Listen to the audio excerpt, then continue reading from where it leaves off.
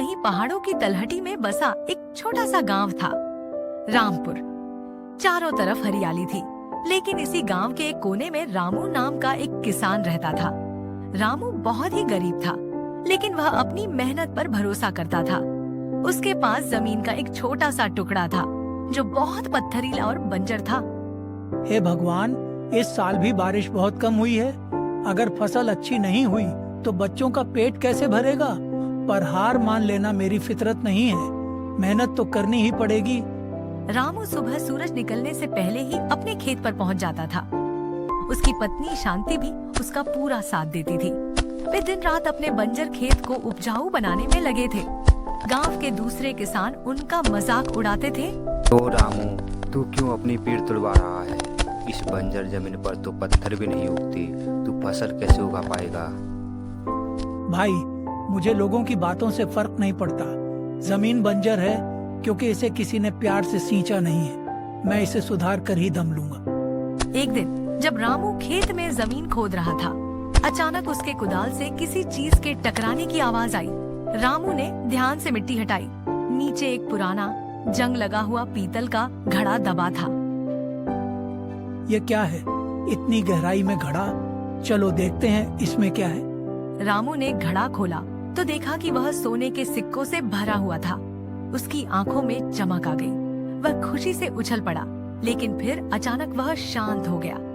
ये सोना, अगर मैं इसे घर ले जाऊं तो मेरी सारी गरीबी मिट जाएगी।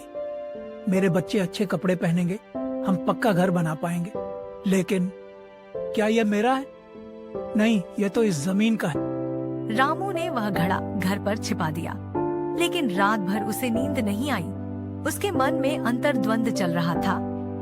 शांति, आज मुझे खेत में एक घड़ा मिला जिसमें बहुत सा सोना है। क्या हमें इसे रख लेना चाहिए? रामू जी, जो मेहनत की कमाई नहीं होती वह कभी सुख नहीं देती। भले ही हम गरीब हैं, लेकिन हमारा स्वाभिमान ही हमारी असली संपत्ति है। कल सुबह गांव के मुखिया जी के पास चलिए और यह घड़ा उन्हें सौंप दीजिए। अगली सुबह रामू और शांति मुखिया जी के घर पहुँचे। मुखिया जी रामू की ईमानदारी देखकर दंग रह गए। रामू, लोग तो अपनी जमीन में छुपा हुआ खजाना को छुपा लेते हैं, तुम इसे वापस करने आए हो। सचमुच तुम बहुत ईमानदार हो। मुखिया जी, मैं किसान हूँ। मेरा काम अनाज उगाना है, घड़ा हुआ धन हथियाना नहीं।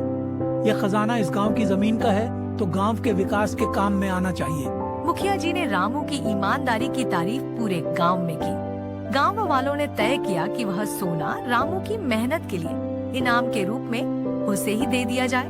रामू ने उस पैसे से खेती के नए औजार खरीदे, सिंचाई के लिए कुआं खोदा और उन्नत खाद का इंतजाम किया। देखो शांति, मेहनत और ईमानदारी जब साथ मिलती है तो बंजर जमीन भी सोना उगलती है। सच कहा आपने। आज हमारा खेत लहलहा रहा है और हमारा सम्मान भी बढ़ गया है। रामू अब गांव का सबसे समृद्ध किसान बन चुका था, लेकिन उसकी सादगी और मेहनत करने की आदत वही थी। उसने सबको यह सिखाया कि भाग्य से ज्यादा आपके कर्मों का फल मीठा होता है।